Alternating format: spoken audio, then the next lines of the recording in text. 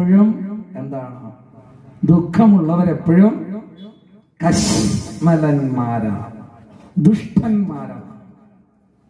തരുന്ന ദുഃഖത്തിലും ഈശ്വരനെ കാണുന്നവനാണ് യഥാർത്ഥ ഭക്തൻ എന്നാണ്. വിഷമേ സമുപസ്ഥിതം അനാര്യചിഷ്ടം സ്വർഗ്യ. നിന്റെ വിഷമഭാവങ്ങളിൽ നിന്ന് വേറിട്ട് നിൽക്കുക. അന്നേരം എന്ത് കിട്ടും?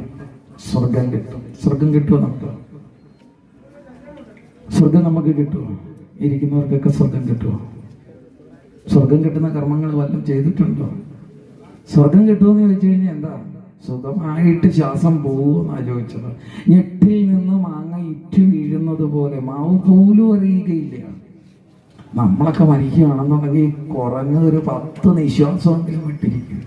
ഇങ്ങനെ ശ്വാസം എടുത്ത് ആ ഒരു വേദനയുണ്ട്, മരണവെപ്രാളമുണ്ട്. അവസാന ഘട്ടത്തിലേക്ക് ജീവൻ പോകുന്നൊരവസ്ഥ. പാദത്തിൽ നിന്ന് തുടങ്ങി ഏകദേശം ഹൃദയാന്തർഭാവത്തിലേക്ക് വരുമ്പം ഒരു ഉദരം വീർത്തു പൊങ്ങി ശ്വാസം മുകളിലേക്ക് പോകുന്നൊരവസ്ഥയിൽ ഒരു വിളിയുണ്ട്.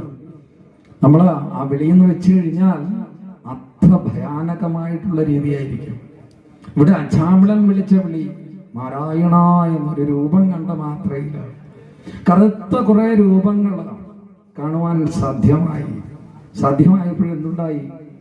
ഉള്ളിൽ തട്ടിയുള്ള വിളിയാ നാരായണ. അപ്പോഴാണ് ഭഗവാൻ അത് കേട്ടത്.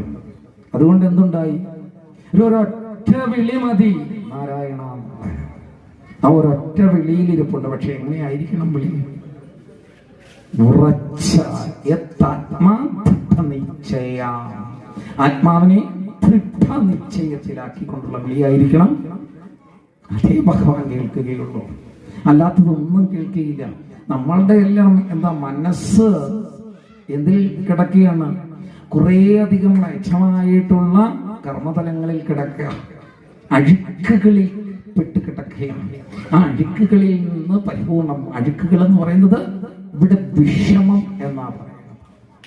ആ വിഷമസ്ഥാനഭാവങ്ങൾ, ആ അഴുക്കുകളിൽ നിന്ന് മോചനം വന്നാൽ മാത്രമേ മുക്തിയെ പ്രാപിക്കുവാൻ സാധിക്കും. എന്ന് നമ്മൾ പറഞ്ഞു വന്നത്. ഇന്ന് നരസിംഹാവതാര പാരായണമെങ്കിലും നമുക്ക് ബാക്ക്ഗ്രൗണ്ടിലോട്ട് പോകേണ്ടി വരും. എവിടെയാണ്? പരീക്ഷത്തിലാകൊണ്ട് നിർത്തിയിരിക്കുന്നത് അല്ലേ? പരിരക്ഷിച്ചു വന്നവനില്ല. അന്നേരം ആരാ പരിരക്ഷിച്ചത്? പരിരക്ഷിച്ചതാരാ? ഗർഭാശയ ഭാവത്തിൽ ഈ ജീവൻ വളരുവാനായിട്ട് ഒരു ചൈതന്യമുണ്ടായിരുന്നു.